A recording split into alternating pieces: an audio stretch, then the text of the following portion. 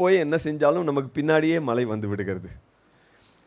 நமக்கு என்ன வேலைன்னா, ஆண்டவரே மழையை நிறுத்தும் அப்படின்னு சொல்லி போராடி கொண்டு இருப்போம். நிறைய சமயங்களில் அந்த மாதிரி மழையை ஆண்டவர் நிறுத்தி இருக்கிறார். கரெக்டாக அந்த நேரம் வரும், எல்லா பக்கம் மழை இருக்கும், ஆனால் நமக்கு வந்து மழை இல்லாமல் காப்பாற்றிடுவார். ஆனால் எனக்கு ஒரு வித்தியாசமான ஒரு அனுபவம் நம்ம இங்கே போன பொழுது, நம்ம திருநெல்வேலிக்கு போன போது, அங்கே வந்து என்னுடைய தங்கையுடைய மகளுக்கு திருமணம். எல்லாரும் ஆயத்தமாயிட்டு இருந்தாங்க. ஒரு தென்னந்தோப்பு, அந்த தென்னந்தோப்பில் இடையில ஒரு பெரிய கேப்பு, அதெல்லாம் குப்பையாக கிடந்துச்சு. அந்த குப்பையெல்லாம் க்ளீன் பண்ணி அந்த இடத்துல ரிசப்ஷன் வச்சிடலாம், முந்தின நாள் நடக்கக்கூடிய அந்த நலுங்குன்னு சொல்லுவாங்கள்ல, அதை வந்து வச்சுக்கலாம் அப்படின்னு சொல்லிட்டு அவங்கெல்லாம் பிளான் பண்ணி அந்த இடத்துலாம் க்ளீன் பண்ணிட்டு இருந்தாங்க.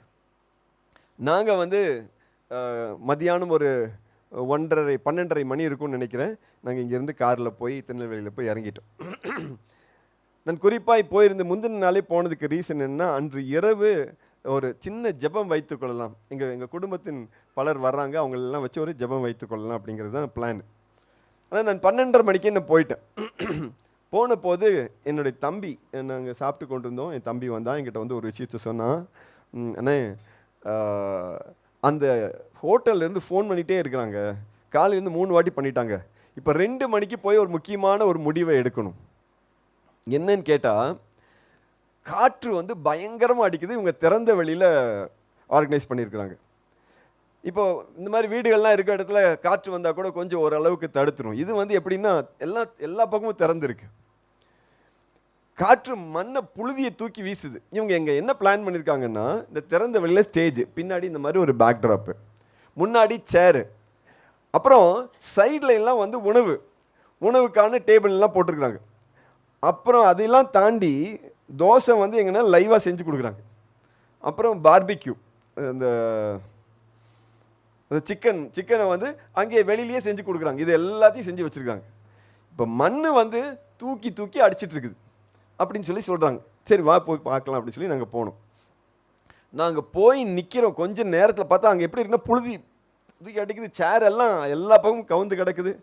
அப்போ என் தம்பி சொன்னான், சாயங்காலம் வந்து 35 கிலோமீட்டர் வேகத்தில் வந்து காற்று அடிக்கும் அப்படின்னு சொல்லி நம்ம ப்ரோக்ராம் நடக்கிற நேரத்தில் அப்படி வந்து ஃபோர்காஸ்ட் சொல்லுது. அப்போ இதை விட ஜாஸ்தியாக இருக்குமா? ஆமாம். இப்போ நாங்கள் நின்றுட்டு இருக்கும்போது அடித்த காற்றுல பாருங்கள், அந்த டேபிள் வச்சுருக்காங்க, டேபிளுக்கு மேலே ஒரு சின்ன ஆர்ச் வச்சுருக்காங்க. அந்த ஆர்ச் பறந்து வந்து விழுந்ததில் அதெல்லாம் ஒடுங்கி போச்சு. இதில் என்ன பண்ண போகிறோன்னே தெரியலையே.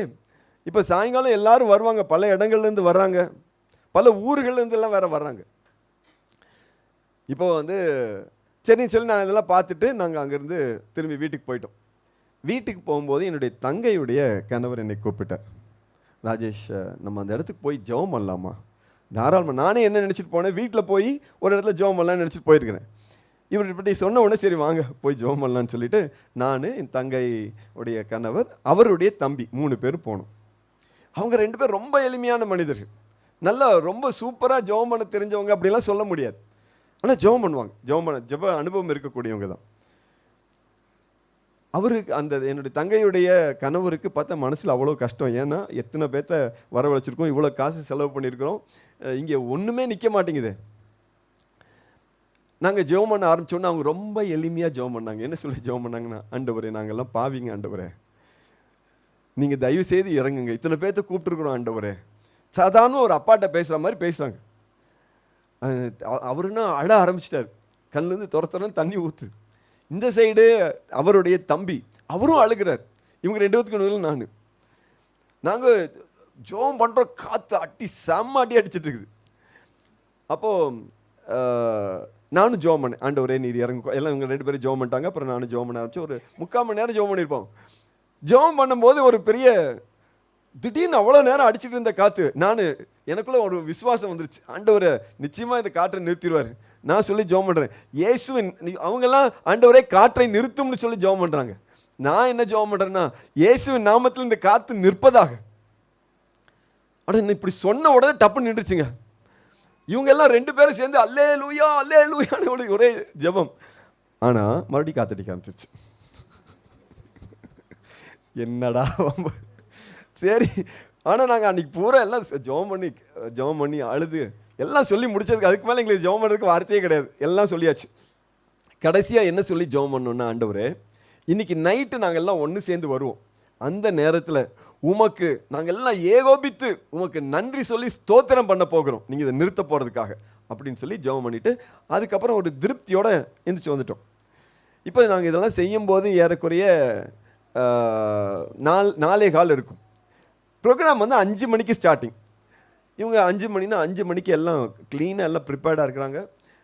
இங்கே எல்லாம் ஒர்க் போயிட்டு இருக்குது. இவங்க என்ன கீழே வந்து மேட்டு விரித்து அதில் வந்து ஆணி அடிச்சிட்டு இருக்காங்க. ஆணியை தாண்டி அது வந்து இழுத்துட்டு இருக்குது, பிச்சுக்கிட்டு வந்துட்டு இருக்குது, காற்று அடிக்குது. நாங்கள் இதெல்லாம் செஞ்சு ஜெபம் பண்ணதுக்கப்புறம் ஒரு நம்பிக்கையோடு எங்கள் வேலையை பார்க்க போயிட்டோம். அப்புறம் எல்லாம் ப்ரோக்ராம் அது இதுன்னு நடந்துட்டுச்சு. இங்கேருந்து வண்டி போச்சு, அது போச்சு. நான் கொஞ்சம் இங்கே மறுபடியும் வீட்டுக்கு போனேன், திரும்பி வந்தேன். இதுக்குள்ளே ப்ரோக்ராம்லாம் ஸ்டார்ட் ஆகிடுச்சு. நான் வந்து ஒரு 5:45 இருக்கும் ப்ரோக்ராம் போயிட்டுருக்கு. நான் வந்து சேர்லெல்லாம் உட்காந்துட்டேன். ஒரு 6:30 மணி ஆகும்போது திடீர்னு ஞாபகம் வந்துச்சு, காற்று அடிச்சிட்டு இருந்துச்சே, காற்றையே காணுமே. ஒரு போட்டு காற்று இல்லை, அப்படியே தென்றல் காற்று வீசுகிறது. கடைசி வரைக்கும் அந்த ப்ரோக்ராமுடைய கடைசி வரைக்கும் நல்லா ஜிலு ஜிலு ஜிலுன்னு காற்று அடிச்சுது.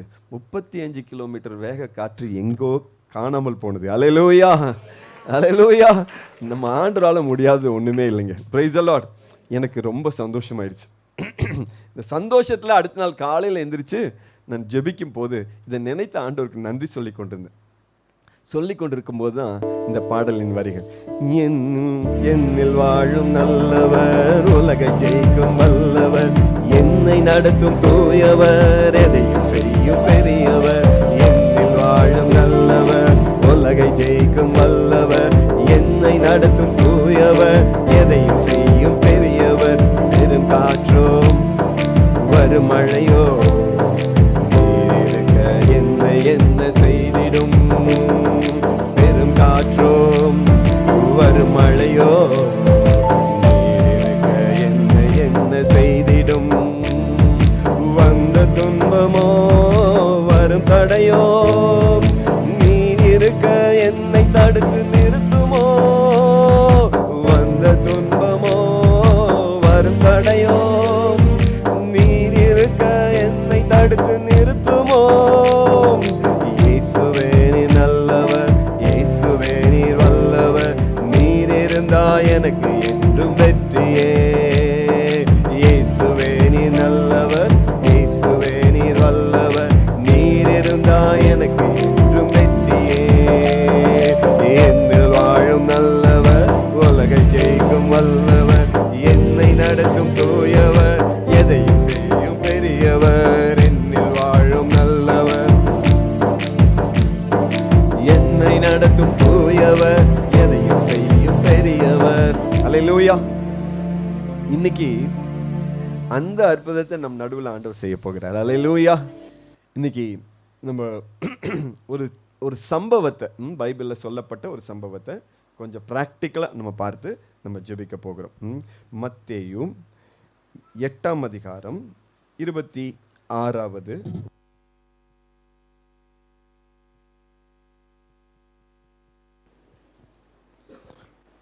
மத்தேயு 8ஆம் அதிகாரம் 26வது வசனம். இயேசு அவர்களை நோக்கி, நம்பிக்கை ஒரு குன்றியவர்களே. நிமிஷம். அதில் ஒரு சின்ன பிட்டு, கடைசி பிட்டு. காற்றையும் கடலையும் கடிந்து கொண்டார், உடனே மிகுந்த அமைதி உண்டாயிற்று.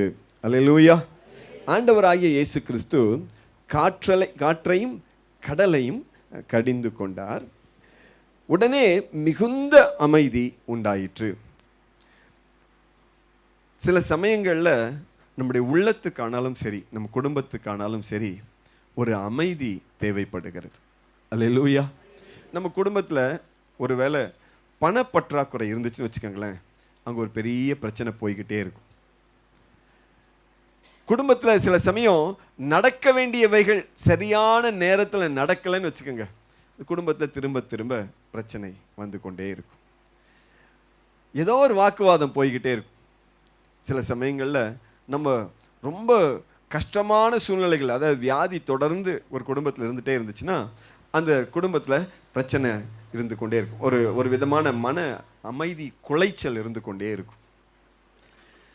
நம்ம ஆண்டவர் சொல்றாரு, அவர் நமக்கு ஒரு அமைதியை கொடுக்கிறார், ஒரு வித்தியாசமான ஒரு அமைதியை கொடுக்கிறார். அது எப்படிப்பட்ட அமைதி பாருங்க. பிலிப்பியர் 4:7. பிலிப்பியர் 4 நீங்கள் நான் சொல்ல நீங்கள் திருப்பிக்கிங்க, கொஞ்சம் நேரம் கழிச்சு ஒரு வாசிப்பார். பிலிப்பியர் 4:7 எடுத்துட்டீங்களா?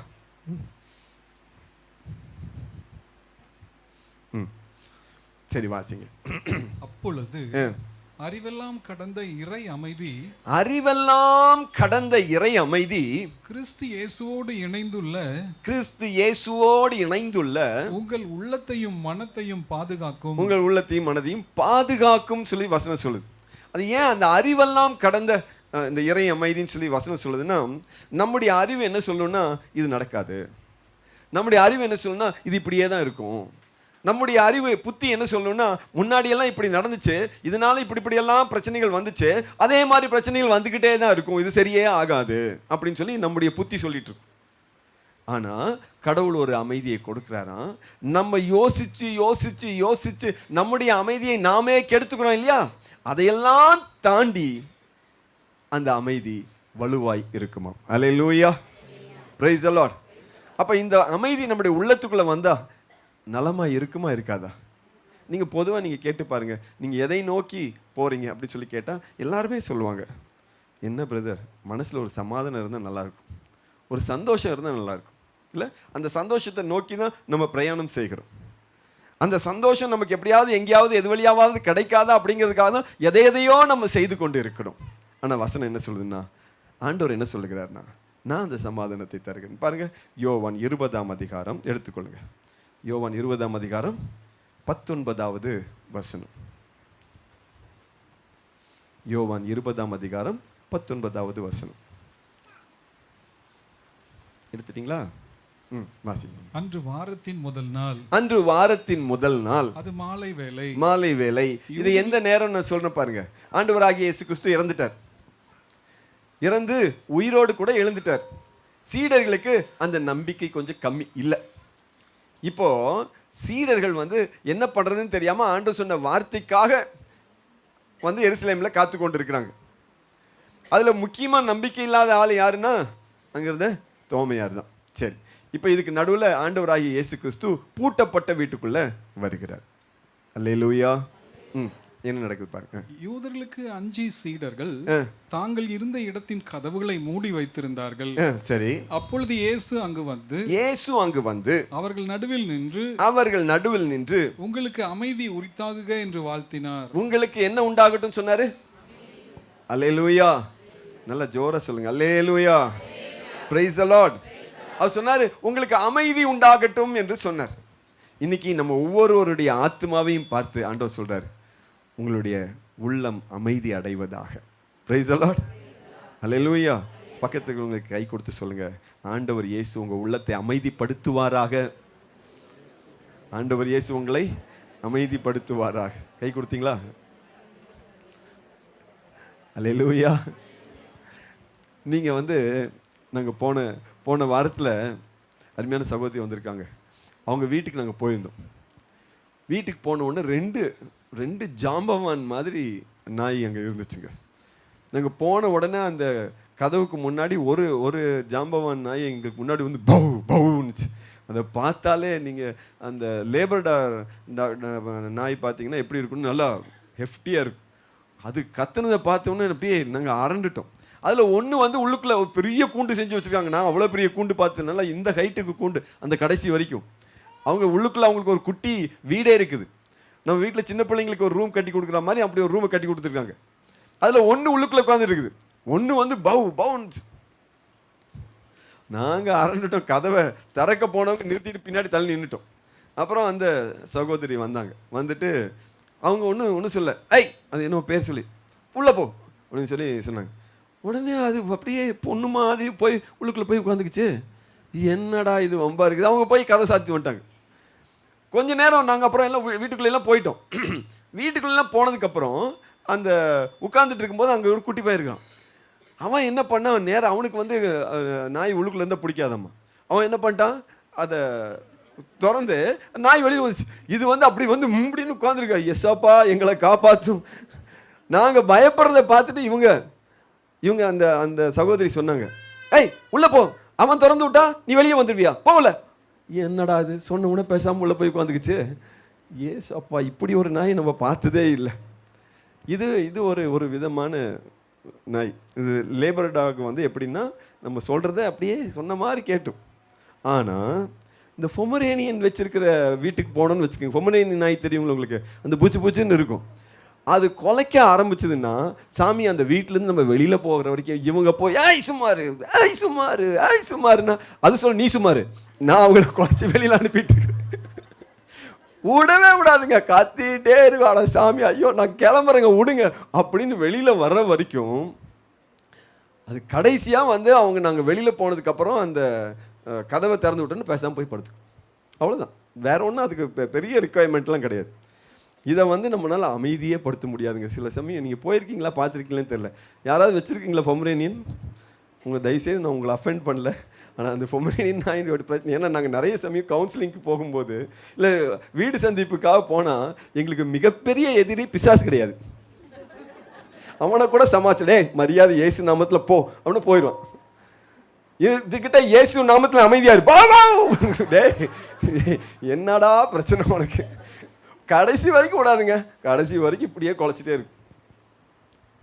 அதாவது சிலருடைய மனது எப்படின்னா, பிரச்சனை வந்துச்சுன்னா யாராவது ஏதாவது சொன்னாங்கன்னு வச்சுக்கோங்களேன், இந்த லேபர் டாக் மாதிரி அமைதியாக கேட்டுக்குவாங்க, சரி சரியா போயிருங்க அப்படின்னு.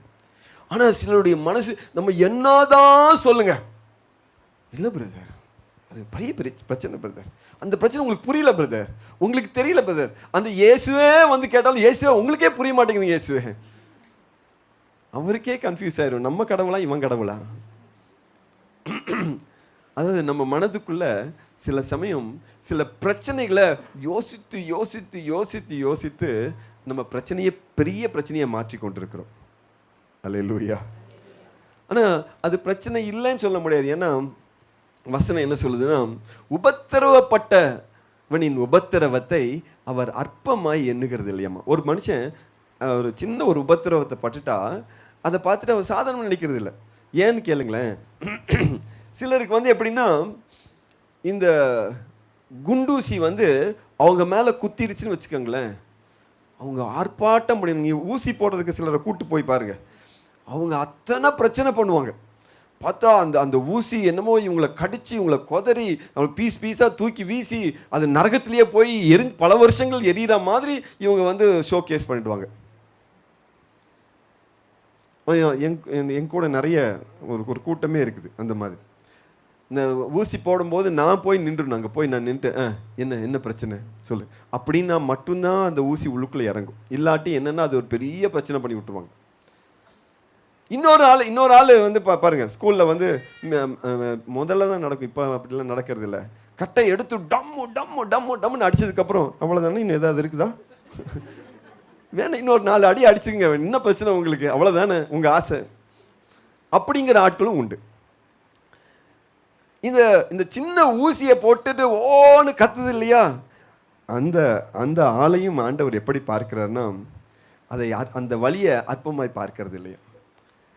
அந்த சின்ன வலியை தாங்க முடியாம துடிக்கிறாங்கல்ல, அந்த கஷ்டத்தை கூட ஆண்டவர் கவனமாய் கவனித்து அவர்களுக்கு உதவி செய்கிறவர் தான் நம்முடைய ஆண்டவர். அல்லேலூயா, பிரைஸ் தி லார்ட். இன்னைக்கு நம்ம என்ன மனநிலையில வந்திருந்தாலும் சரி, நம்முடைய உள்ளத்துக்குள்ள என்ன பாரம் இருந்தாலும் சரி, ஆண்டவர் சொல்றார், நான் உன்னை கவனமாய் கவனிக்கிறேன். அல்லேலூயா, அல்லேலூயா. மார்க்கு 4ஆம் அதிகாரம் 35 41 வரைக்கும் இந்த சம்பவத்தை நீங்க கவனமா கவனிங்க. இந்த சம்பவத்தை குறித்து இன்னும் ஒரு சில விஷயங்களா சொல்லி தர போறேன். மார்க் 4ஆம் அதிகாரம் 35 41 வரைக்கும். எஸ், 35 வாசிப்போமா? அன்றொரு நாள் மாலை நேரம் இயேசு சீடர்களை நோக்கி, அக்கறைக்கு செல்வோம் வாருங்கள் என்றார். அவர்கள் மக்கள் கூட்டத்தை அனுப்பிவிட்டு படகில் இருந்தவாறே அவரை கூட்டி சென்றார்கள். வேறு படகுகளும் அவருடன் சென்றன. அப்பொழுது ஒரு பெரும் புயல் அடித்தது. அலைகள் படகின் மேல் தொடர்ந்து மோத அது தண்ணீரால் நிரம்பிக் கொண்டிருந்தது. அவரோ படகின் பிற்பகுதியில் தலையணை வைத்து தூங்கிக் கொண்டிருந்தார். அவர்கள், போதகரே, சாக போகிறோமே, உமக்கு கவலை இல்லையா என்று சொல்லி அவரை எழுப்பினார்கள். அவர் விழித்தெழுந்து காற்றை கடிந்து கொண்டார், கடலை நோக்கி, இறையாதே, அமைதியாயிரு என்றார். காற்று அடங்கியது, மிகுந்த அமைதி உண்டாயிற்று. பின் அவர் அவர்களை நோக்கி, ஏன் அஞ்சுகிறீர்கள்? உங்களுக்கு இன்னும் நம்பிக்கை இல்லையா என்று கேட்டார். அவர்கள் பேரச்சம் கொண்டு, காற்றும் கடலும் இவருக்கு கீழ்ப்படுகின்றனவே, இவர் யாரோ என்று ஒருவரோடு ஒருவர் பேசிக் கொண்டார்கள். போதும். இப்ப பாருங்க, ஒரு நாள் ஆண்டவராகிய இயேசு கிறிஸ்து படகுல இருக்கிறாரு. சீடர்களை பார்த்து சொல்றாரு, நம்ம எல்லாரும் அக்கறைக்கு போவோம், அடுத்த கரைக்கு போவோம் சொல்லி. இவங்க புறப்பட்டு போகிற வழியில் காற்று பலமாக அடிக்குது. காற்று அடிக்கிற நேரத்தில் ஆண்டவராகிய இயேசு கிறிஸ்து எப்படி தூங்கி கொண்டிருந்தார்னா, தலகணை வைத்து தூங்கி கொண்டிருந்தார். அப்படின்னா என்ன அர்த்தம்? பர்பஸ்ஃபுல்லி ஸ்லெப்ட் இல்லை இல்லையா? சும்மா உட்கார்ந்துட்டு இருந்தார், அப்படியே தூங்கிட்டார்னா அது வேறு. ஆனால் அங்கே தலகணை இருந்திருக்குது, தலையணையில் இவர் படுத்து தூங்கிட்டு இருந்தார். தண்ணி எல்லாம் உள்ளுக்குள்ளே வர ஆரம்பிச்சிச்சு, படகு கீழே மூழ்க முயற்சி பண்ணிட்டு இருக்குது. அந்த நேரத்தில் சீடர்கள் ஆண்டவராகிய இயேசுவிடத்தில் போய் கூப்பிடுறாங்க, ஆண்டவரே, நாங்கள் சாகுறோமே, உங்களுக்கு கவலை இல்லையான்னு சொல்லி. ஆண்டவர் இயேசு வந்து அந்த காற்றையும் கடலையும் அதட்டுகிறார். அதட்டி முடித்த உடனே அது அப்படியே நின்றுது. இவங்களுக்கெல்லாம் ஒரே ஆச்சரியம், இது எப்படி நடக்குது? ஒரு மனுஷன் சொன்னால் மொத்த கடலும் காற்றும் கேட்குதே, எப்படி அப்படின்னு சொல்லி இவங்க எல்லாரும் ஆச்சரியப்படுகிறார். அல்லேலூயா. இதுதான் சம்பவம். இந்த சம்பவத்தை நம்ம எப்படி பார்க்கணும்னு சொல்கிறதுக்கு முன்னாடி நான் ஒரு சிலதெல்லாம் உங்களுக்கு நான் சொல்கிறேன். அதுக்கப்புறம் நம்ம இந்த சம்பவத்துக்குள்ளே வரலாம். இப்போ முதல்ல ஒரு விஷயத்தை நம்ம தெரிஞ்சுக்கணும். சீடர்களுக்கு கடல் வந்து புதுசு இல்லை. கரெக்டா? ஏன்னா அதில் 4 பேர் நமக்கு தெரிஞ்ச மீனவர்கள் தான். யோவானு, அந்திரேயா, பேதுரு, யாக்கோபு. இவங்க எல்லாருமே தண்ணீரை பற்றி நல்லா தெரிஞ்சவங்க தான். இந்த கலிலேயா கடலை பற்றி அவங்களுக்கு நல்லாவே தெரியும். ஏன்னா அங்கே தான் மீன் பிடிச்சிட்டு இருந்தாங்க. ஏன்னா இவங்க பேதுருடைய சொந்த ஊர் எது? கப்பர்நகூம். Praise the lord. ஆனால் இவங்களே பயப்படுறாங்கன்னா இந்த காற்று எப்படி அடிச்சிருக்கணும்? வழக்கமாக இருக்கிறத விட பயங்கரமாக அடிச்சிருந்துருக்கணும். சரி, ஓகே, அந்த படத்தை போட்டலாம்ப்பா. யார் வச்சுருக்கிறீங்க? இப்போ நான் வந்து அந்த கலிலேயா கடலை பற்றி கொஞ்சம் ஒரு சில இதெல்லாம் சொல்லி கொடுக்குறேன். நீங்கள் இதை தெரிஞ்சு வச்சுக்கிங்க. என்றைக்காவது நீங்கள் இதை படிச்சிங்கன்னா உங்களுக்கு தெரியும். இதுதான் கலிலேயா கடல். சரிங்களா? இந்த கடல் வந்து 13 கிலோமீட்டர் லெங்க்த்து. இந்த வித்து வந்து பார்த்திங்கன்னா 11 கிலோமீட்டர். 13 கிலோமீட்டர்னா எவ்வளோ தூரங்க? இங்கேருந்து எவ்வளோ தூரம் சொல்லலாம்? 10 கிலோமீட்டர் எவ்வளோ தூரம்? தங்கமணி கல்யாண மண்டபம். இங்கேருந்து நம்ம தங்கமணி கல்யாண மண்டபம் போகிறோம் பாருங்கள், அவ்வளோ தூரம் வந்து இந்த கடல். அதை விட கொஞ்சம் கம்மியாக இந்த வித்து ஏறக்குறைய ஒரு வட்டம் மாதிரி தான் இருக்குது. ஒரு ஓவல் ஷேப்பில் வந்து இருக்குது. இப்போ ஆண்டவராகிய இயேசு கிறிஸ்து எங்கே இருக்காருன்னா கப்பர்நகூமில் இருக்கிறார். கப்பர்நகூம் தான் அவருடைய மிஷனுடைய சென்டர் ஸ்பாட். அது வந்து பேதுருடைய வீடு இருக்கக்கூடிய இடம். அங்கே இருந்து கொண்டு தான் எல்லா இடத்துக்கும் பணிக்காக அவர் போகிறார். இவர் கப்பர்நகூமில் தான் இருந்தார் அப்படிங்கிறது நீங்கள் பைபிளில் எங்கே பார்த்தா தெரியும்? மார்க் 2ஆம் அதிகாரம் 1வது வசனத்தை எடுங்களேன். மார்க் 2ஆம் அதிகாரம் 1வது வசனம் என்ன சொல்லுது பாருங்க.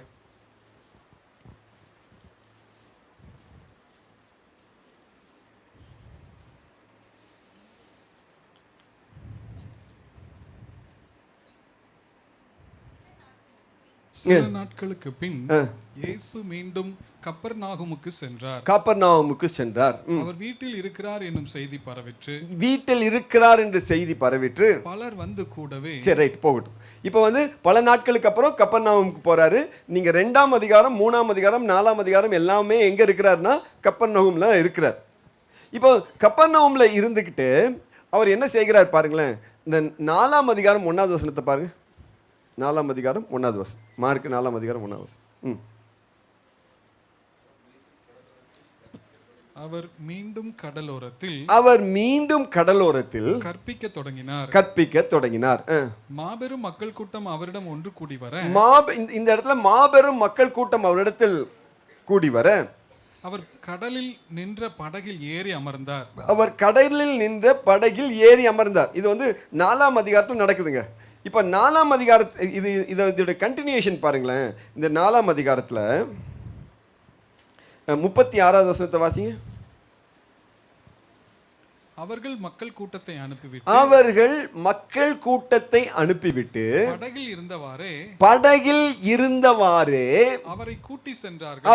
அதாவது இங்க என்னன்னா, படகுல ஏறிட்டார் இவரு. படகுல இருந்து தான் பிரசங்கம் பண்றாரு. இப்போ மக்கள்கிட்ட எல்லாத்தையும் பேசாரு. நீங்க வந்து பாத்தீங்கன்னா அந்த 4ஆம் அதிகாரத்தில் 35வது வசனம் வரைக்கும் பேசாரு. இப்போ பேசி முடிச்ச உடனே படகுல இருந்தவாறே மக்கள் கூட்டத்திலையும் அனுப்பி விட்டுறாரு. சரி, நீங்க எல்லாம் கிளம்புங்க அனுப்பி விட்டுறாரு. அனுப்பி விட்டுட்டு இவங்க என்ன பண்ணுறாங்க, கப்பர்நகூம்ல இருந்து இந்த இடத்துல கதரனேர் அப்படிங்கிற அந்த இடத்துக்கு வர்றாங்க. அவங்க அந்த இடத்துக்கு வர்றாங்கங்கிறத நம்ம எதில் தெரிஞ்சுக்கலாம்? 5ஆம் அதிகாரம் 1வது வசனத்தை வாசிங்க. அவர்கள் கடலுக்கு அக்கறையில் இருந்த கெனசரேர் பகுதிக்கு வந்தாங்க. ஆமாம், கதரனேர், கெனசரேர் 3 பேர் அதுக்கு உண்டு. அதில் இதுவும் ஒரு பேர். இந்த இடத்துக்கு வந்து சேர்றாங்க. இது வந்து இங்கேருந்து இந்த இடத்துக்கு வர்றதுக்கு வந்து 20 கிலோமீட்டர். ஏன்னா இது டயகனலாக இருக்கு இல்லைங்களா, அதனால 20 கிலோமீட்டர் ஆகுமாமா இந்த இடத்துக்கு வர்றதுக்கு. இவங்க சாதாரணமாக வந்தால் 2லேருந்து 3 மணி நேரத்தில் வந்து சேர்ந்துடலாம். ஆனால் காற்றெல்லாம் பலமாக இருந்துச்சுன்னா 4லேருந்து 5 மணி நேரம் பிடிக்குமாமா இவங்க இந்த இடத்துக்கு பிரயாணமாகி வந்து சேருவதற்கு. அல்லேலூயா, பிரைஸ் தி லார்ட். இப்போ உலகத்திலேயே கடல் மட்டத்திற்கு கீழே 700 அடி கீழே இருக்கக்கூடிய, அது கடல் மட்டத்தில் இருந்து கம்மியான இடத்துல இருக்கக்கூடிய கடல் எதுனா இதுதான். 700 அடி கம்மியாக இருக்குது கடல் மட்டத்திலேருந்து கீழே. இங்கே வந்து யோர்தான் நதி இருக்குது. இந்த யோர்தான் நதி வந்து எங்கன்னா கடலோடு கலக்குது. அதுலேருந்து தண்ணீர் வந்து இதுக்குள்ளே வந்து சேர்ந்து விடுகிறது. இப்போ இதுலேருந்து தண்ணீர் வந்து என்னென்னா வெளியில் போகிறதுக்கு வழி கிடையாது. இது அப்படியே வேப்பராகி மேலே போகிறது தான். சரி, போகட்டும். இதுக்கு கீழே வந்து எவ்வளவு டிஸ்டன்ஸ் இருக்குது அப்படின்னு சொல்லி பார்த்தீங்கன்னா, நீங்கள் இதில் பார்த்தீங்கன்னா 80லேருந்து 140 அடி வந்து ஹைட் இருக்குது இந்த கல்லேயா கடல். அப்படின்னா இங்கே கப்பல் இருக்குதுன்னா, இப்போ ஒரு பாதி வெளியில் இருக்குதுன்னா ஏறக்குறைய ஒரு 90 அடி 100 அடி கிட்ட கீழே போக முடியும். அப்போ வந்து இவங்க போயிட்டு இருக்கிற கப்பல் ஒரு வேளை கவுந்துச்சுன்னா இவங்க எங்கே போய் நிற்பாங்க? ஆமாம், 80 அடி 90 அடிக்கு கீழே போய் நிற்கணும். அல்லேலூயா. சரி, இவங்க போன படகை பற்றி கொஞ்சம் தெரிஞ்சுக்கலாம். இப்போ இவங்க போன படகு வந்து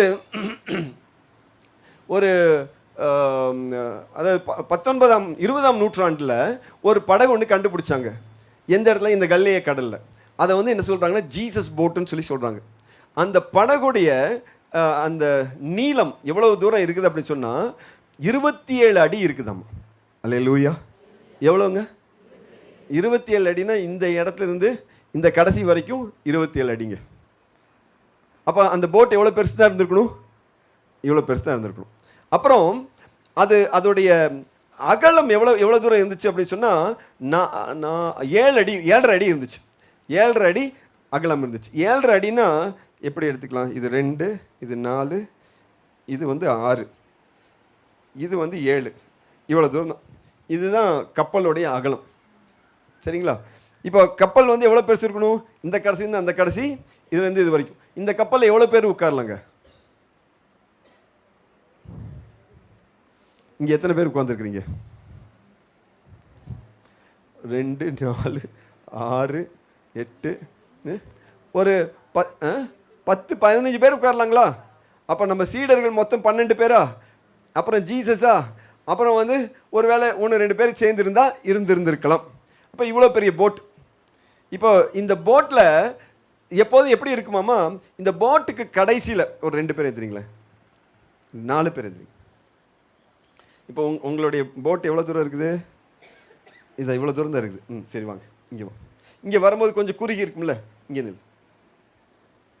ஒரு ஆள் இங்கே, ஒரு ஆள் இங்கே, அந்த பக்கம் பார்த்து. நீங்கள் வந்து ஆப்போசிட். இன்னொரு ஆள் வாங்க. அங்கே இல்லையா? அங்கே நில். இப்போ 7 கொஞ்சம் தள்ளிக்க. சரி. இப்போ இந்த போட்டில் பொதுவாக எப்படி இருக்குன்னா 4 பேர் இருப்பாங்களாம். இந்த 4 பேர் கையில் வந்து ஸ்டர்ன்னு சொல்கிறாங்க, அந்த நம்ம வந்து துடுப்புன்னு சொல்கிறோம் இல்லையா, அந்த துடுப்பு வந்து கையிலே வச்சுக்கலாம், அதுக்கு கீழே வச்சு. இந்த ஸ்டர்ன் சொல்கிறது வந்து எப்படின்னா ஓர்ன்னு சொல்கிறாங்க. அது வந்து என்னென்னா அந்த துடுப்புக்கு அந்த படகுடைய ஓரத்தில் வந்து ஒரு சின்ன ஒரு ஆங்கிள் மாதிரி இருக்கும், அதுக்குள்ளே இதை சொருகியிருப்பாங்க. இப்போ இவன் என்ன பண்ணுவாங்கன்னா இதை இப்படி ரோ பண்ணும்போது இது அப்படியே முன்னாடி போகும். இப்படி ரோ பண்ணுங்க. எஸ். இப்போ இவங்க இந்த மாதிரி 4 பேர் உட்காந்துட்டு இருக்கிறாங்க. இப்போ 4 பேருக்கு இவ்வளோதான் இடம், சரிங்களா? இப்போது ஆண்டவராகிய நீ எதிரி, இப்போ ஆண்டவராகிய இயேசு கிறிஸ்து இவங்க 4 பேர், நீங்கள் படகு ஓட்டுங்க. இப்போ படகு போய்கிட்டு இருக்குது. எவ்வளோ நேரம்? 5 மணி நேரம் நீங்கள் இப்படி பண்ணுயா? இப்போ இங்கே நடுவில் வாங்க. இப்போ ஆண்டவராகிய இயேசு கிறிஸ்து இவங்க 4 பேர்த்துக்கு நடுவில் என்னென்னா ஸ்டர்ன், அதாவது படகின் பின்பகுதி, படகுடைய முன்பகுதி இங்கே இருக்குதுங்க. வழக்கமாக எப்படிங்கன்னா எங்கேருந்து பண்ணுவாங்க அப்படின்னு சொன்னால், இப்போ புது மாடர்ன் போட்டில் தான் என்னென்னா நடுமத்தியில் இருக்கும். பழைய காலத்து போட் நான் போயிருக்கேன். நான் வந்து தூத்துக்குடிக்கு போயிருக்கும்போது ஒரு நாள் எங்களை போட்டில் கூட்டிகிட்டு போனாங்க. அப்போ கூட்டிகிட்டு போகும்போது இப்படி வலது பக்கமும் இடது பக்கமும் 2 பேர் சேர்ந்து படகை வலிச்சிட்டு இருக்கிறாங்க. நடுவில் உட்காந்துட்டு இருக்கிறேன் பின்னாடி. இப்போ முன்னாடி படகு வந்து என்ன ஆகுன்னா, போய் அந்த அலை வந்துச்சுன்னு வச்சுக்கோங்களேன், அந்த படகு இப்படி மேலே போகும். அந்த அலை கீழே போச்சா பொத்துன்னு கீழே விழுகும். நமக்கு எப்படி இருக்குன்னா உயிர் போயிட்டு திரும்பி வரும் ஒரு வாட்டி. இதில் வேற இந்த பக்கத்தில் இருக்கிற ஆள் என்னென்னா, இந்த உள்ளுக்குள்ளே வந்து பார்த்தீங்கன்னா மினுக்குன்னு கடலுக்குள்ளே என்னமோ மினுக்குது. இவன் என்ன செஞ்சான்னா, இந்த சைடில் இருக்கிறவன் டபான்னு குனிஞ்சு அதுலேருந்து அந்த மினுக்கை கையில் பிடிக்கிறான். பிடிச்ச உடனே இந்த படகு அப்படி இப்படி ஆடுதுங்க. நானும் எடுக்க உயிர் போய் உயிர் வருது. நான் கேட்குறேன், ஏங்க எவ்வளோ ஆழம் இருக்கும்? இங்கே என்ன ஒரு 50 60 அடி 70 அடி இருக்கும். 60 அடி 70 அடியா? எனக்கு கற்பனையில் எங்கேயோ போயிடுச்சு. இது இப்படியே ஆடிச்சு. நான் பக்கத்துக்கு கொண்டு சைலண்ட்டாக கேட்டேன், உங்களுக்கெல்லாம் நீச்சல் தெரியுமா? அவன் சொன்னா அதெல்லாம் தெரியும். உனக்கு ஏன் தெரியும்? ஏயா 2 பேர் நீச்சல் தெரிஞ்சு நீங்கள் இப்படி ஆடின்னு நீஞ்சி நீங்கள் ஊருக்கு போயிடுவீங்க, நான் வந்து கடல் கடியில் போய். இப்போ வந்து இவங்க 2 பேர், இவங்க 4 பேரும் இப்படி ரோ பண்ணால், நம்ம ஜீசஸ் இருக்கக்கூடிய அந்த சின்ன இடத்துல இந்த 2 பேருக்கு கேப் இருக்கு. ஏன்னா வசனம் என்ன சொன்னால் பின்னாடின்னு சொல்லுது இல்லையா? இப்போ இந்த போட்டில் பின்னாடினா, இப்போ இவங்க 4 பேரும் துடுப்பு வலிக்கிற இடம் தான் பின்னாடி. அந்த இடத்துல தான் ஆண்டவராகிய இயேசு கிறிஸ்து படுத்துட்டாரு. படுக்க மாட்டேங்கிறாரு ஜீசஸ். படுத்துருங்க ஜீசஸ். இப்போ ஜீசஸ் இப்போ பின்னாடி போய் படுத்துட்டு இருக்கிறாரு. இப்போ இங்கெல்லாம் சீடர்கள் இப்போ இவங்க இந்த மாதிரி படுத்துருந்துருக்கும். ஒரு வேளை எப்படி இருந்திருக்கலாம் அப்படின்னு சொல்கிறாங்கன்னா, இப்போ இவங்க துடுப்பு வலிக்கிறாங்கல்ல, இதோட ஹைட்டு பாருங்கள். படுத்துக்கோ, பயப்படாத. இப்போ இதோட ஹைட்டு பார்த்தீங்கன்னா 2.5 மீட்ரு. இங்கே இது வந்து இந்த ஹைட் வந்து 2.5 அடி சொல்கிறாங்க, 4 அடி சொல்கிறாங்க. 4 அடினா ஏறக்குறைய இந்த ஹைட்டு, போட்டோட ஹைட்டு. இதில் பாதி மூழ்கி இருக்கும். இப்போ என்ன செய்வாங்கன்னா, அதுக்கு மேலே வந்து ஒரு சின்ன பிளாட்ஃபார்ம் மாதிரி போட்டு அதுக்கு கீழே படுத்திருக்க கூடிய வாய்ப்பு இருக்குதுன்னு சொல்லி சில பேர் சொல்கிறாங்க. அல்லேலூயா. இப்போ வந்து நீங்கள் இந்த மாதிரி போட்டு இவ்வளோ சைஸ், இந்த சைஸ் போட்டு, இப்போ பெரிய போட்டெல்லாம் பெரிய அலை அடிச்சிச்சுன்னா ஒரு அளவுக்கு அப்படி பேலன்ஸ் ஆகுங்க. இந்த மாதிரி போட்டு நல்லா அலை அடிச்சிச்சுன்னா என்னென்னா மேலேயும் கீழேயும் தூக்கி போட்டுக்கிட்டே இருக்கும். போட்டு வந்து என்ன, அலை ஒவ்வொரு வாட்டி இப்படி மேலே வரும்போதும் போட்டு இப்படி மேலே போகும். அந்த அலை கீழே போனால் டப்புன்னு கீழே விழுகும், மறுபடியும் தூக்கும், கீழே விழுகும். ஆனால் ஆண்டவராகிய இயேசு கிறிஸ்து நிம்மதியாய் தூங்கி கொண்டு இருக்கிறார். அல்லேலூயா. சில கும்பகர்ணர்களை நீங்கள் பார்த்துருக்கீங்களா? அவங்க தூங்கிட்டாங்கன்னா சத்தியமாக எழுப்ப முடியாதுங்க. எங்கள் வீட்டில் ஒருத்தர் இருக்கிறாருங்க. எங்களுக்கு பயம் என்னன்னா, அவரை வீட்டில் விட்டுட்டு போகும்போது கதவை மட்டும் தாள் போட்டுறாதடா சாமி, எங்களால் வந்து திறக்க முடியாது, சத்தம் போட முடியாது. ஒரு நாள் நாங்கள் வந்து கீழே வந்துட்டோம். கீழே வந்து பார்த்தா கதவு பூட்டி இருக்குது. போச்சுடா சரின்னு சொல்லி தட்டினா திறக்க மாட்டேங்குது. கீழே தட்டுறோம், அப்புறம் முன்னாடி போய் ஜன்னல் வெளியில் கூப்பிட்றோம், இந்த ஜன்னலில் போய் சத்தம் போடுறோம், அந்த ஜன்னலில் கீழே எல்லாம் சத்தம் போட்டுட்ருக்குறோம். நாங்கள் பாட்டு கத்திட்டு இருக்கிறோம். மெதுவாக வந்து சாம் கீழே இறங்கி வர்றாரு. என்ன தட்டிட்டு இருக்கிறீங்கன்னு கேட்டார்.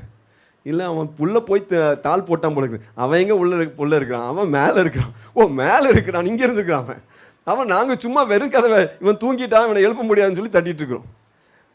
ஆண்டவராகிய இயேசு கிறிஸ்து பாருங்க, எந்த டிஸ்டர்பன்ஸுமே இல்லாமல் நல்லா தூங்கி கொண்டு இருக்கிறார். அல்லேலூயா, பிரைஸ் தி லார்ட். நம்ம ஃபாதர் ஒரு பாட்டு ஒன்று பாடுவார் இல்லை முரேஷ்? அது என்ன பாட்டு? படுத்துறங்குவேன்னு சொல்லி. நீர் என்னை தாங்குவதா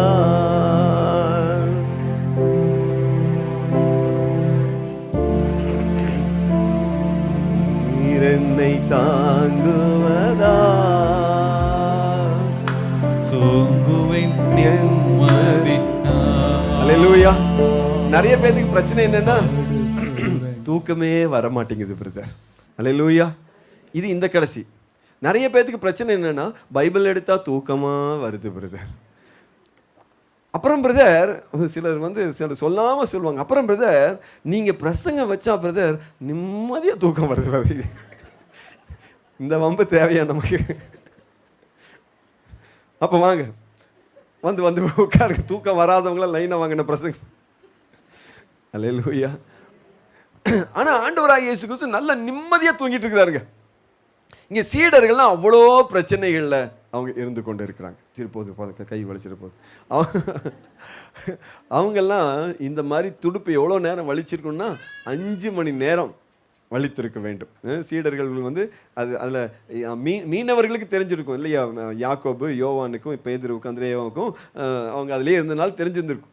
மற்றவங்களுக்கு ஒரு வேளை பழக்கி கொடுத்தாங்களா என்னமோ தெரியல, எப்படியோ போய் கொண்டிருந்தாங்க. சரி போட்டு நீங்கள் நீ ஸ்டோரிக்கு வந்துடலாம். இவ்வளோ நேரம் கொஞ்சம் டீட்டெயில்ஸ்லாம் கேட்டோம். இதில் முக்கியமான நீங்கள் போங்க பிரச்சனை. இப்போ இதில் ஒரு பெரிய பியூட்டி என்னென்னா, இது கலிலேயா கடலுங்க. இந்த கலிலேயா கடல் பக்கத்தில் கோலன் ஹைட்ஸ் அப்படின்னு சொல்லி சொல்கிறாங்க. கோலன் ஹைட்ஸ்னா இந்த மாதிரி மலைங்க. கோலன் ஹைட்ஸுங்கிறது ஒரு பெரிய இடப்பரப்பு. இன்றைக்கி கோலன் ஹைட்ஸ் இருக்குது. அந்த கோலன் ஹைட்ஸ் இப்போ இஸ்ரேல் கையில் இல்லாமல் இருந்துச்சு. ஒரு காலத்தில் சிரியா கையில் இருந்துச்சு. இஸ்ரேல் அதை ஆக்கிரமித்து தன்னுடைய கையில் வச்சுட்டு இருக்குது. இந்த கோலன் ஹைட்ஸில் என்னென்னா இங்கே மலை இருக்குமா, மலைகள் சூழ்ந்த ஒரு இடம் தான் இது. இந்த இடத்துல நிறைய மலைகள் இருக்கும்.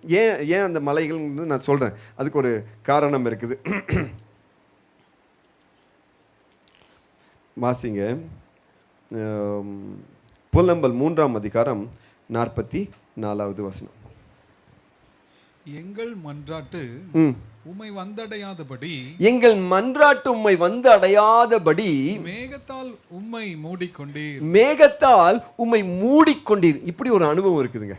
இப்ப பாருங்க, ஆண்டவராகிய இயேசு கிறிஸ்து இவங்க பட்ட எந்த கஷ்டத்தையும் பார்க்காதவர் போல நல்லா உறங்கி கொண்டிருக்கிறார்.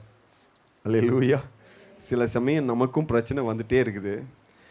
அவர் என்னதான் பண்ணுறாருன்னு ஒன்றும் புரிய மாட்டேங்குது அப்படின்னு நம்ம புலம்பிக்கொண்டே இருக்கிறோம். அல்லேலூயா. அந்த மாதிரி புலம்பல் வந்திருக்குதா? அவர் ஏன் இப்படி அமைதியாக இருக்கிறார்? நான் இவ்வளோ வாட்டி நான் அவர்கிட்ட கேட்குறேனே, இவ்வளோ ஜெபம் பண்ணுகிறேனே, ஏன் ஆண்டவர் ஒன்றுமே சொல்ல மாட்டேங்கிறார்? நிம்மதியாக அவர் படுத்து தூங்கிட்டு இருக்கிறார். ஆனால் ஒரு வசனம் என்ன சொல்லுதுன்னா, திருப்பாடல்கள் 121:4 தானே, இஸ்ராயேலின் கடவுள் கண் அயர்வதும் இல்லை, கண் உறங்குவதும் இல்லை. அவர் அயர்வதும் இல்லை, உறங்குவதும் இல்லை. அது தந்தையாம் கடவுள். ஆண்டவராகிய இயேசு கிறிஸ்து நம்மை போல இந்த பூமிக்கு நம்மை போல வாழ்ந்தார். அதற்கு அடையாளமாக தான் அவர் தூங்கிட்டு இருக்கிறார். சில சமயங்களில் நமக்கு அப்படி இருக்கு. நான் இன்னொரு வசனத்தை காமிக்கிறேன். திருப்பாடல்கள் 22:2.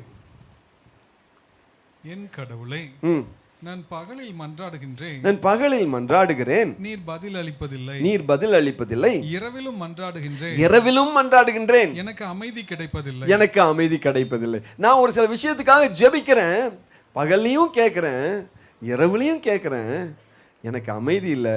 நீங்க என் ஜெபத்தை கேட்கவே மாட்டேங்கிறீங்க ஆண்டவரே. அல்லேலூயா. திருப்பாடல்கள் 18:9 என்ன சொல்லுது பாருங்க. இப்படி அவர் வானத்தை மூடி, அந்த மேகத்தை மூடி மேலே உட்கார்ந்து இருந்தாலும், சில சமயம் நம்ம செய்யக்கூடிய ஜெபம் அவரிடத்துல போய் சேராமல் இருந்தாலும், அவர் நமக்கு கொடுக்கக்கூடிய ஒரு வாக்கு ஒன்று உண்டு.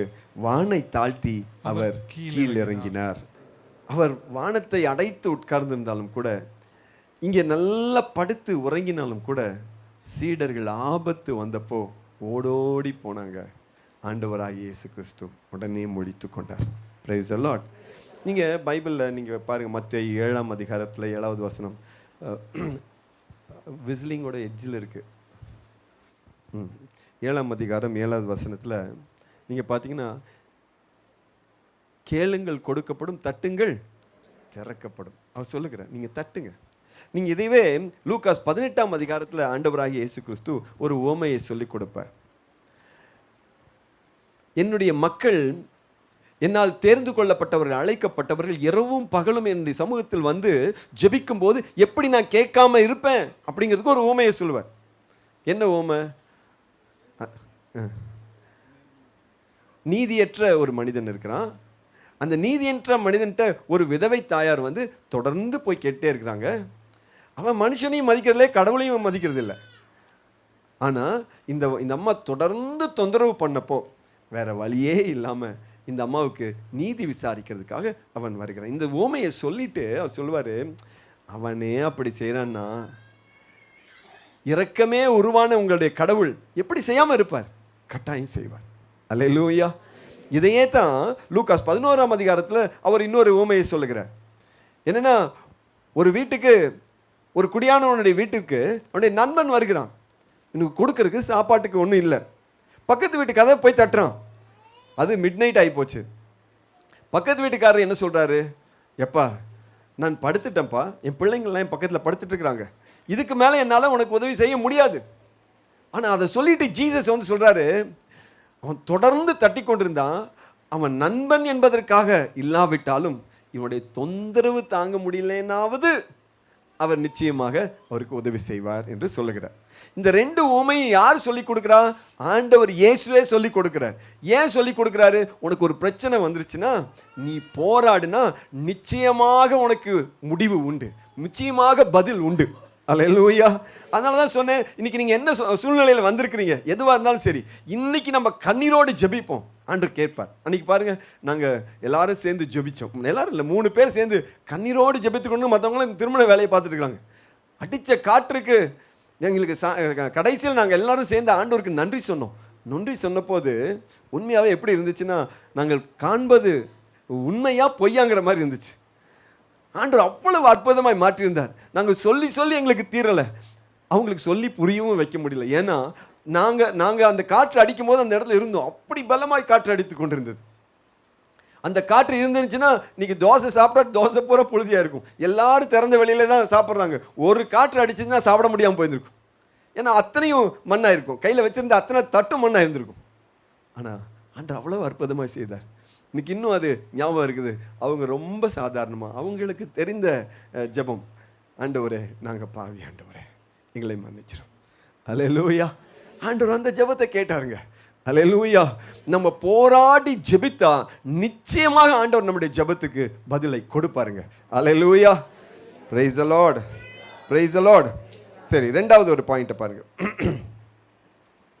இப்போ நான் இதுக்கு முன்னாடி ஒரு சின்ன ஒரு கதை உங்களுக்கு சொல்லிக் கொடுக்குறேன். நீங்கள் ஹிஸ்ட்ரி ஜியாகிரஃபிலாம் கரெக்டாக படிச்சிங்களான்னு தெரில, நானே சரியாக படிக்கல, இப்போ தான் கொஞ்சம் கொஞ்சம் படிச்சுட்டு இருக்கிறேன். ஆமாம், இந்த இடத்துல இந்த கலிலேயா கடவுளை என்ன சொன்னேன் இல்லையா, கடல் மட்டத்திலேருந்து ஏறக்குறைய 700 அடி கீழே இருக்குது. அதாவது கடல் மட்டம், இப்போ நம்ம மெரினா பீச் ஒரு மட்டம் இருக்குது பாருங்கள், அதுதான் மட்டம். ஆனால் அதுக்கு பக்கத்தில் ஒரு பெரிய குழி 700 அடி கீழே, அதுக்கு கீழே தான் இந்த கலிலேயா கடல் இருக்குது. இந்த இடத்துடைய பிரச்சனை என்னென்னா, இந்த இந்த இந்த கடல் மட்டத்துக்கு கீழே இருக்கு இல்லையா, அதுக்கு மேலே வந்து ஏறக்குறைய 700 அடிக்கு இந்த கோலன் ஹைட்ஸ் இருக்குது. அதாவது இந்த மலை இருக்குது. காற்று வருமா, இப்போ நீங்கள் இப்படி வச்சுக்கோங்க, சும்மா ஒரு எடுத்துக்காட்டுக்கு வச்சுக்கோங்க. இதுதான் வந்து கோலன் ஹைட்ஸ் மலை, இது வந்து கடல், கீழே இருக்கிற கடல். காற்று வந்து அப்படி அங்கேருந்து வருதுன்னு வச்சுக்கோங்களேன். வந்துச்சுன்னா என்ன பண்ணுன்னா, இந்த மலைக்கு மேலே அடிக்கும். மலைக்கு மேலே அடித்த பிறகு இந்த காற்றுக்குள்ளே இருக்கக்கூடிய இந்த தண்ணீர் பதம் இருக்குது பார்த்தீங்களா, தண்ணீர் இருக்கக்கூடியதெல்லாம் அப்படியே கீழே இறங்கிடும். அந்த காற்று கீழே இறங்கிடும். அந்த வேப்பராகி மேலே போகுது இல்லைங்களா, அந்த காற்று கீழே இறங்கிடும். இந்த தண்ணீர் இல்லாத காற்று வந்து மேலே போயிடும். சரிங்களா? இந்த கீழே இறங்கி வர்றது எங்கே வரும்னா, இதில் பட்டு நேராக கலிலேயா கடலுக்குள்ளே தான் வருமா. இந்த கலிலேயா கடலில் வந்தால் இந்த கடலுக்கு மேலே என்னென்னா, வெயில்னால ஒரு ஒரு ஒரு விதமான ஒரு காற்று அப்படி மேலே போயிட்டு இருக்குமாம்மா, அந்த வேப்பராய்ஸ் ஆகி போயிட்டு இருக்குமா. அந்த காற்றோட இந்த காற்று போய் அடிக்குமா. அதாவது இதில் ஒரு காற்று அளவு இருக்கும், அது ஒரு சூடாக இருக்கும், இது குளுமையாக இருக்கும். இது போய் அடிக்கும்போது இதுக்கு எங்கே போகிறதுன்னு தெரியாமல் இந்த காற்று மேலே போகாமல் கீழே வருமா. கீழே வந்த உடனே கடலை போட்டு அமுத்தின உடனே கீழே இருக்கக்கூடிய தண்ணி அப்படி மேலே எழும்பும். அந்த மேலே எழும்புச்சுன்னா இது என்னன்னா, அது ஒரு பெரிய அலையாய் மாறும். இப்படி தான் அது அலையாய் மாறுகிறது. இப்போ இந்த அலையாய் மாறும்போது ஒரு விஷயம் நடக்குது பாருங்களேன். இப்போது இந்த காற்று வந்து இங்கே அடிக்குது இல்லைங்களா, அடித்த உடனே ஒரு பெரிய அலை வரும். இந்த அலை வந்து ஒரே செகண்டில் முடியாது. ஒரு பெரிய காற்று வந்த உடனே அந்த அலையில் மேலே, அந்த கடல் மேலே போய் மோதிச்சுன்னா, ஒரு அலை எழும்புச்சுன்னா அரை மணி நேரத்திற்கு, 20 நிமிஷத்துலேருந்து அரை மணி நேரத்திற்கு அந்த கடல் வந்து கொந்தளிச்சு கொண்டு இருக்குமா. அல்லேலூயா. நீங்கள் சும்மா புரிகிற மாதிரி வச்சுக்கோங்க. நீங்கள் தண்ணி தொட்டியில் போய் தண்ணி இப்படி டம்முன்னு அடிங்க, அடித்தா என்ன ஆகும்? கொஞ்ச நேரம் ஆடிட்டே இருக்குமா? தலைமுறைன்னு ஆடும். அப்புறம் நீங்கள் விட்டுட்டா கூட கொஞ்சம் நேரம் கழித்து நிற்கும். 2வது வாட்டி அடிக்கிறீங்க, என்ன ஆகும்? மறுபடியும் ஆடும். அப்புறம் கொஞ்சம் நேரம் கழிச்சு நிற்கும். சரிங்களா? இப்போது இங்கே வந்து காற்று ஒரு வாட்டி அடிச்சிருச்சுன்னா அலை எவ்வளோ நேரம் ஆடுதாமா? அந்த கடலில் எத்தனை நேரம் ஆடுமா? 20லேருந்து 30 நிமிஷம் வரைக்கும் அப்படியே கொந்தளிச்சிட்டே இருக்கும். அப்போ போட் என்ன ஆகும்? அப்படியே ஆடிட்டே இருக்கும். இப்போ 2வது காற்று வந்துச்சுன்னா மறுபடியும் அலை அடித்து கொண்டே இருக்கும். இப்போ வந்து இங்கே என்ன நடந்துட்டு இருக்குன்னா, காற்று அடிக்குது, அலை அந்த கடல் அசையுது, இப்படி போயிட்டு இருக்கு. இப்போ ஆண்டவராகி இயேசு கிறிஸ்து அங்கே வர்றார். நீங்கள் ஆண்டவர் இயேசு செய்த மிரக்கிளை நீங்கள் நல்லா கவனிங்க. இப்போ வாசிங்க, மார்க்கு 4ஆம் அதிகாரம் 39வது வசனம். 4ஆம் அதிகாரம் 39வது வசனம். காற்றை கடிந்து கொண்டு, ஒரு நிமிஷம் இங்கே நல்லா கவனிங்க. அவர் என்னத்தை கடிந்து கொள்கிறார்? காற்றை கடிந்து கொள்கிறார். காற்று நின்றுச்சுன்னா கடல் அலை நின்றுமா? நிற்காது. ஏன்னா ஏற்கனவே அடித்த காற்றுக்கு கடல் அப்படி ஆடிட்டு இருக்குது. நான் சொல்கிறது உங்களுக்கு புரியுதா? இப்போ நீங்கள் தண்ணி எடுத்து நீங்கள் கொஞ்சம் தூரம் நடந்தீங்கன்னா தலைமுறை இப்படி ஆடுது இல்லைங்களா? நீங்கள் நிறுத்திட்டீங்க, இப்போ வந்து நடக்கலை, நிறுத்தினாலும் அது ஆடிட்டே இருக்கும். கொஞ்ச நேரம் இருக்கும் இல்லையா? அந்த மாதிரி இப்போ வந்து இவர் என்ன பண்ணுறாருன்னா, காற்றை நிறுத்திட்டாரு. ஆனால் கடல் என்ன ஆகும்? ஆடிட்டு தானே இருக்கும், ஆடிட்டு இருக்குது. அதுக்கப்புறம் அவர் என்ன செய்யறாரு பாருங்க. கடலை நோக்கி இறையாதே அமைதியாயிரு என்று சொன்னார். அப்ப பாருங்க எவ்வளவு தெளிவா வசனம் இருக்குதுன்னு. அப்ப காற்றை நிறுத்திட்டாரு, அடுத்தது கடலையும் என்ன சொல்றாரு? நீயும் அமைதியாரு. அல்லேலூயா. ரெண்டையுமே சொல்லிட்டாங்க. அப்படின்னா என்ன அர்த்தம்னா, நமக்கு வந்து ஒரு பிரச்சனை வருதுன்னா அந்த பிரச்சனைக்கு ஒரு ரூட் காஸ் இருக்கும், ஏதோ ஒரு காரணம் இருக்கும். அவர் அதையும் நிறுத்துகிறார், பிரச்சனையையும் நிறுத்துகிறார். அல்லேலூயா. Praise the Lord. நல்லா சொல்லுங்க, பிரைஸ் தி லார்ட். நம்ம பிரச்சனை எங்கிருந்து மூலம் எங்கிருந்து வருதோ அதையும் நிறுத்துகிறார். பிரச்சனை இருக்குது இல்லைங்களா, பிரச்சனையும் நிறுத்துகிறார். சந்தோஷமா சொல்லுங்க, அல்லேலூயா. ஆண்டவர் எவ்வளவு, அதாவது நம்ம ஆண்டவருக்கு தெரியாத ஒன்றுமே இல்லை, பைபிளில் சொல்லாதது ஒன்றுமே இல்லை. இந்த சயின்ஸ் எல்லாம் அன்னைக்கு யாருக்கு தெரிஞ்சிருக்கும்? எனக்குமே தெரியாது. நான் எதுக்குடா இந்த 2 போட்டிருக்காங்க, நான் அப்படி பார்க்கல. நான் இந்த காற்றை குறித்து கொஞ்சம் நேரம் அப்படி ஆராய்ஞ்சு பார்த்துருந்தேன். இந்த காற்று அடித்தா எப்படி வந்து இந்த கடல் அலை எழும்புது அப்படின்னு படிச்சுட்டு இருக்கும்போது தான் எனக்கே தெரிஞ்சிச்சு 2 விஷயம். ஒன்று, காற்றுனால அலம்புது. ஒரு வாட்டி காற்று வந்துருச்சுன்னா அது தொடர்ந்து அலம்பிட்டே தான் இருக்கும். இந்த 2ஐயுமே ஆண்டவராகிய இயேசு கிறிஸ்து தம்முடைய வார்த்தையை அனுப்பி நிறுத்தினார். சந்தோஷமா? அல்லேலூயா. ஸோ இன்னைக்கு ஆண்டவர் என்ன பண்ண போறாருன்னா 2ஐயும் செய்ய போறார். ஒன்று, காற்றையும் நிறுத்துவார், கடலையும் அதட்டுவார். நம்ம பயப்பட வேண்டிய அவசியமே இல்லை. அல்லேலூயா. மார்க் 4ஆம் அதிகாரம் 40வது வசனம். பின் அவர் அவர்களை நோக்கி, ஏன் அஞ்சுகிறீர்கள்? உங்களுக்கு இன்னும் நம்பிக்கை இல்லையா என்று கேட்டார். இப்போ ஆண்டவராகிய இயேசு கிறிஸ்து என்ன பண்றாரு? காற்றையும் கடலையும் அதட்டிட்டார். இப்போ நம்ம மனசுக்குள்ள நிறைய பிரச்சனைகள் ஓடிட்டே இருக்குது. எத்தனை வாட்டி நம்ம செய்தி கேட்டாலும் ஒரு பிரச்சனை வந்துருச்சுன்னா பாபான்னு நம்முடைய உள்ளம் வந்து பதட்டத்தில் தான் வந்து நிற்குது. எங்கேருந்து தான் அந்த பதட்டம் வருதுன்னே தெரியல, வந்துட்டே இருக்கு. என் மனசு எங்கேயாவது போய் ஆறுதல் அடைஞ்சால் நலமாக இருக்குமோ அப்படிங்கிற மாதிரி நீங்கள் ஒரு வேலை இன்றைக்கி வந்திருக்கலாம். இன்றைக்கி ஆண்டவர் என்ன சொல்கிறாருன்னா, அதோடைய ரூட் காஸ் இருக்கு இல்லையா, எதனால உங்களுக்கு பதட்டம் வந்து அதை நிறுத்திடுறேன். 2வது என்ன பண்ண போகிறேன்? உன் உள்ளத்தில் இருக்கக்கூடிய பதட்டத்தையும் நான் நிறுத்தி விடுகிறேன். அல்லேலூயா. உங்களுக்கு சந்தோஷமா இல்லையா? அல்லேலூயா. நிச்சயமாக செஞ்சிருவார். ஆனால் செஞ்ச பிறகு அவர் ஒரு விஷயத்தை சொல்கிறாரு, நீ ஏன் பயந்த? உனக்கு நம்பிக்கை இல்லையா என்று அவர் கேட்கிறார். அவர் சொல்கிறாரு, அடுத்த வாட்டி உனக்கு இந்த பிரச்சனை வந்துச்சுன்னா இப்படியே பயந்துட்டே இருக்காது, நான் இருக்கிறேன், எல்லாத்தையும் நான் பார்த்துக்கொள்வேன். இங்கே பாருங்கள், இந்த சம்பவம் நடந்தது வந்து மார்க்கு 8ஆம் அதிகாரம், மத்தேயு 8ஆம் அதிகாரம். சரிங்களா? மார்க்கு 4ஆம் அதிகாரம் மாதிரி மத்தேயு 8ஆம் அதிகாரத்தை எழுதுறார். இதே மத்தேயு 14ஆம் அதிகாரம் வரும்போது ஒரு சம்பவம் நடக்குது. ஏன்னா ஆண்டவராகிய இயேசு கிறிஸ்து மறுபடியும் படகுல போறாரு, சீடர்கள்லாம் இருக்கிறாங்க. ஆண்டவராகிய இயேசு கிறிஸ்து மலையில இது ஜெபிச்சிட்டு இருக்கிறாரு, சீடர்கள்லாம் எதில் போயிட்டு இருக்காங்க? படகுல போயிட்டு இருக்காங்க. போயிட்டு இருக்கும்போது அதே போல காற்று அடிக்கிறது. இப்போ ஜீசஸ் அங்கே இல்லை. இப்போ ஜீசஸ் என்னன்னா, அவங்க தண்டு வலிக்கிறதுக்கு கஷ்டப்படுறாங்க. அதை பார்த்துட்டு அங்கேருந்து மலையிலேருந்து கீழே இறங்கி கடல் மேலே நடந்து வருகிறார். இப்போ பேதுரு கேட்குறாரு, ஆண்டவரே நானும் கடலில் நடந்து வரட்டுமா? அல்லேலூயா. அவர் உளுந்தார், கரெக்டு.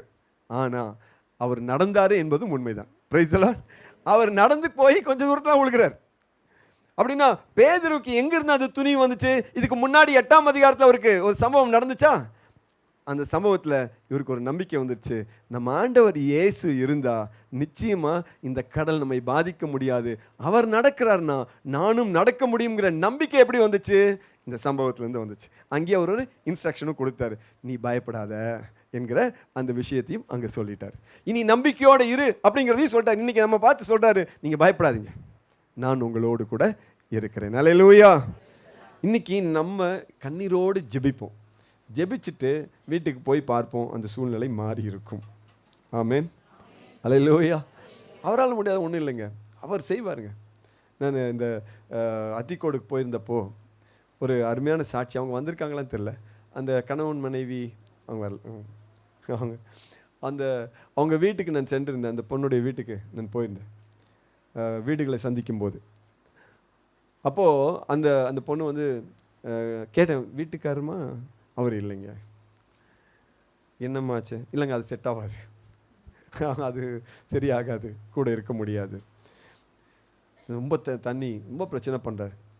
நான் அதுட்டு கொஞ்ச நேரம் பேசி பார்த்து கடைசியாக சொன்னேன், கடவுளால் முடியாது ஒன்றும் இல்லைம்மா, ஆண்டவர் நினச்சா என்ன வேணால் செய்ய முடியுமா, சரியாகாது அப்படிங்கிறது போலவே என்ன பார்த்துச்சு. நம்ம ஜோம் பண்ணுவோன்னு சொல்லி ஜோம் பண்ணிட்டு வந்துட்டேன். இங்கே அன்னைக்கு வரும்போது அந்த சகோதரர் சொன்னார், அவங்க ஒன்றா சேர்ந்துட்டாங்க. அப்படியா? அன்றைக்கி வந்து சாட்சி வந்து சொன்னாங்க, அதுதான் சூப்பர். நான் கேட்கல, ஆனால் எல்லோரும் சொல்லும்போது இந்த பொண்ணு சாட்சி சொல்லி பாதி சாட்சிக்கு மேலே சொல்ல முடியல. அவரும் பக்கத்தில் நின்று கண்ணீரோடு நின்று கொண்டிருந்தார். ஆனால் அவருக்குள்ள ஒரு பெரிய மாற்றங்க. அல்லேலூயா. நம்ம ஆண்டவரால் முடியாதது ஒன்றுமே இல்லை. எதுவுமே அவருக்கு பெருசு இல்லை, எதுவுமே ரொம்ப பெருசுன்னு அவருக்கு கிடையவே கிடையாது. எல்லாமே ரொம்ப சிம்பிள். அன்றைக்கி ஒருவேளை சீடர்கள் அந்த படகுல மிதந்து வந்தப்போ பயங்கர காற்று அலை, அவங்களுக்கு இதை நிறுத்துறதுக்கு என்ன பண்ணணும்னு தெரியாமல் இருந்திருக்கலாம். ஆனால் ஆண்டவருக்கு தெரியும், 2 விஷயத்தை செய்யணும். ஒன்று காற்றை நிறுத்தணும், இன்னொரு பக்கம் கடலை அமைதியாக்கணும்.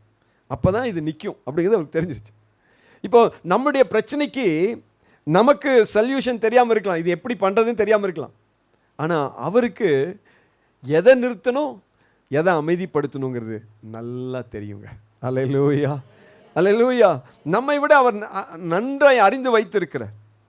அப்போ உங்களுக்கு கேள்வி வரலாம், ஏன் இவ்வளோ நாள் அமைதியாக இருந்தார்? சீடர்களுக்கு பாருங்க, நல்லா ஜம்முன்னு படுத்து தூங்கிட்டு இருக்கிறார் இவர். நான் நினச்சேன், ஏன் இப்படி விட்டுட்டாரு? ஒரே ஒரு காரணம் தாங்க. இப்போ ஆண்டவராகிய இயேசு கிறிஸ்து முழிச்சிருந்தாருன்னு வச்சுக்கோங்களேன், காற்று வந்த உடனே எல்லாரும் யாரை பார்த்துருப்பாங்க? Jesus, Jesus. அவர் சொல்கிறாரு, நீ உன்னுடைய விசுவாசத்தை நீ ஆப்ரேட் பண்ணணும், உனக்கு நான் நம்பிக்கையை கொடுத்துருக்குறேன், நான் உன் கூட தான் இருக்கிறேன், எங்கேயும் போல இங்கே தான் இருக்கிறேன், நீ அதை பயன்படுத்தணும். இன்றைக்கி நமக்கு ஒரு சின்ன கற்றுக்கொடுத்தல் கொடுக்குறாரு, நான் இந்த வாட்டி உனக்கு எல்லாத்தையும் சரி பண்ணி கொடுத்துட்றேன், ஆனால் இனிமேல் நீ நம்பிக்கையோடு இருப்பாயாக. அல்லேலூயா. நிச்சயம் நடக்கும், நிச்சயமாக நடக்கும். நமக்கு ஒரு வாட்டி அது நடந்துருச்சுன்னா நமக்கே நம்பிக்கை வந்துடுது இல்லை. எனக்கு இன்னுமே ஞாபகம் இருக்குது, நாங்கள் வந்து அந்த அம்மன் குளத்தில் வந்து ப்ரேயர் நடக்கும். நம்ம கத்தினம்மா சிஸ்டரை தாண்டி மழை அங்கே வரவே முடியாதுங்க. அல்லேலூயா, பிரைஸ் தி லார்ட். ஒருவேளை என்னைக்காவது ஒரு நாள் அவங்க சோர்ந்து போயிட்டா நான் அன்றைக்கி ரொம்ப ஃப்ரெஷ்ஷாக இருப்பேன். இல்லை நின்று மழை நின்றும், மழை லேசாக தூர்ற மாதிரி தூரட்டுமா, நின்றுமா, ஜெபம் பண்ணுறான். அல்லேலூயா. அவ்வளோதாங்க. அதை நம்ம பார்த்துட்டோம்னா ஆட்டோமேட்டிக்காக நமக்கு வந்துடும். இன்னைக்கு நாம் ஒவ்வொருவரும் அதை பார்க்கும்படி ஒரு அற்புதத்தை செய்ய போகிறார். Price the Lord. நீங்கள் இப்போவே முடிவு பண்ணிக்கிங்க என்னத்துக்காக ஜெபம் பண்ணணும். ஒரே நான் ஆண்டவர் இடத்துல ஒன்றை கேட்பேன், அதையே நான் நாடுவேன். அப்படி நீங்கள் ஒன்றே ஒன்று கேளுங்க, அந்த ஒன்றை ஆண்டவர் அற்புதமாய் மாற்றி கொடுப்பார். Price the Lord. அது என்ன தடையாக இருந்தாலும் சரி, எவ்வளோ பெரிய தடையாக வேணாலும் இருக்கலாம், அவரால் முடியாதது ஒன்றுமில்லை.